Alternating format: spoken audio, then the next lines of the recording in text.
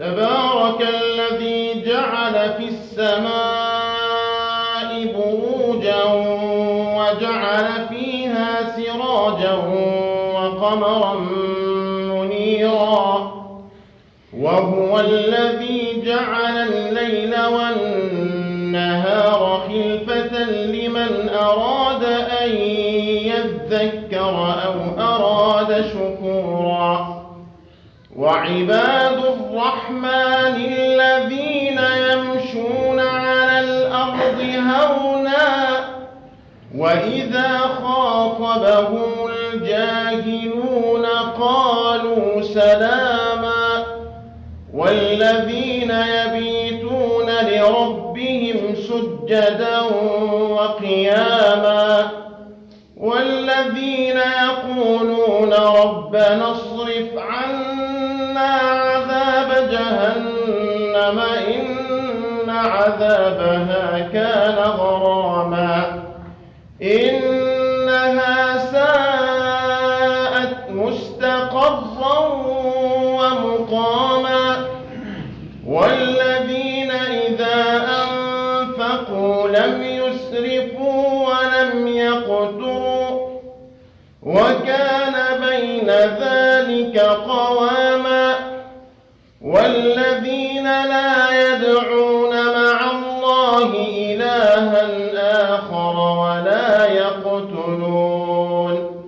ولا يقتلون النفس التي حرم الله إلا بالحق ولا يزنون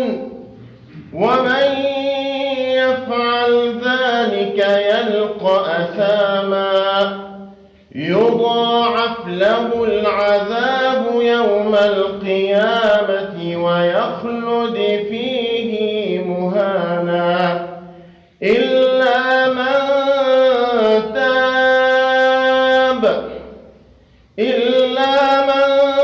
تاب وآمن وعمل عملا صالحا فأولئك يبدل الله سيئاتهم حسنات وكان الله غفورا رحيما ومن تاب وعمل صالحا فإنه يتوب إلى الله متابا والذين لا يشهدون الزور وإذا مروا باللغو مروا كراما والذين إذا ذكروا بآيات ربهم لم يخروا عليها صما وعميانا والذين يقولون ربنا هب لنا من أزواجنا وذرياتنا قرة أعين وجعلنا للمتقين إماما أولئك يجزون الغرفة بما صبروا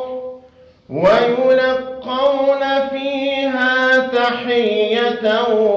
وسلاما خالدين فيها حسنت مستقرا ومقاما